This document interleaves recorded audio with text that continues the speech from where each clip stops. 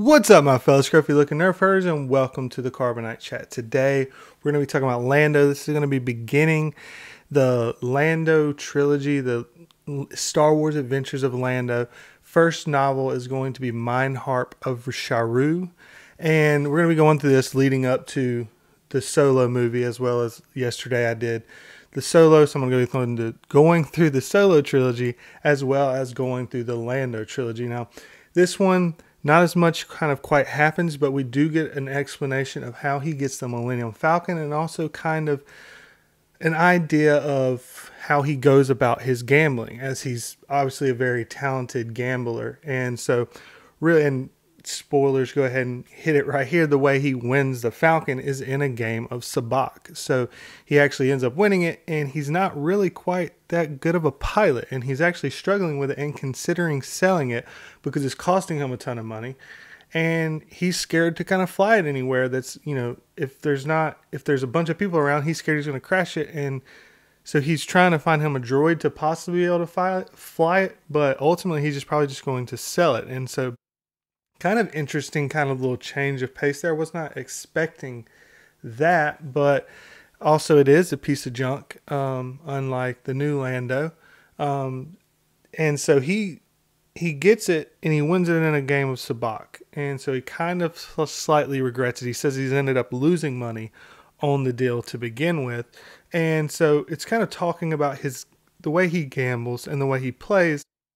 And he likes to fly around and jump to new locations. And he likes to pretend he's some outsider. And now that he has the Millennium Falcon, it benefits him because he kind of acts like he's like just kind of a pilot, a captain, that once he gets to a new location, likes to kind of play it out and pretend like, he's just in it for the fun, that he doesn't quite really understand the game.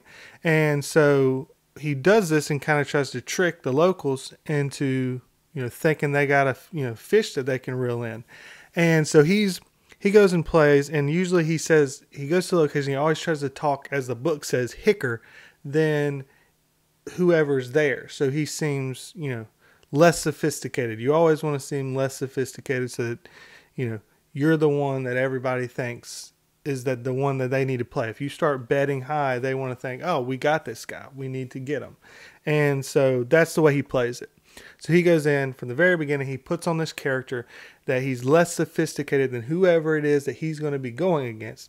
And the way he does it is, when he starts out, he'll win right at the beginning, like one or two big hands, and then he'll start to lose for quite a while. But he'll make sure to never lose that much. And so he'll play it out like he had beginner's luck right off the bat.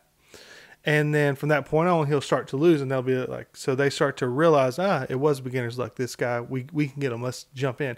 And once they start getting a little more in there, he plays it really smart into a way in which that he'll play it where he'll slow play the pot and slowly build it up, where he won't ever bet too big.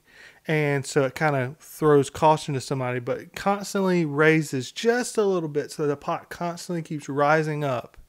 And those are the ones he'll win. And then he'll keep the pot low on the other ones and lose quite a few in a row, so that no one gets suspicious, that no one's paying attention, that if they're looking, he loses like 80-90% of the time. But when he loses, he always makes sure the pot stays low. And when he wins, he always makes a slow play and build it up. That even when he had the winning hand, if he wasn't able to slow play it and build it up, he would lose out on the hand, or he would have Sabacc, and he would give away a card and ask for another one so that he didn't have Sabacc anymore. And this is how he kind of manipulates and plays the group, that he outsmarts them by making them think that he's the dumb one. And I found that kind of interesting. I was a big poker player for quite a while, and me and my buddy played poker just about every night of the week, and we got very deep into it. So I found this kind of interesting. If you're not interested in poker or anything like that, I can find this could probably not be that interesting to the majority of people, the first maybe 2 chapters of this novel, but it gives a little insight to Lando, some that I was not expecting, and some that you would kind of expect. The progress that's going from this forward with the novel is that he is on the planet, and he's headed to Sharu, and he's trying to find this artifact called the Mindharp that can call the Sharu, and he's basically just searching for treasure. He was at another location gambling, and somebody began to tell him about this treasure that was in these ruins that no one had been able to penetrate or get inside of. And there was this great treasure inside there that they've never been able to find. And so Lando has gone there to try to consider to be able to see if he can't get it, so that obviously he can gain great wealth. So that's kind of where we're at heading into, I believe, chapter 3 going forward. And again, I'll do a couple chapters every couple of days over these to kind of get through them by the time May 24th happens. There wasn't that much in the first few chapters, just kind of putting the, building the story up around it.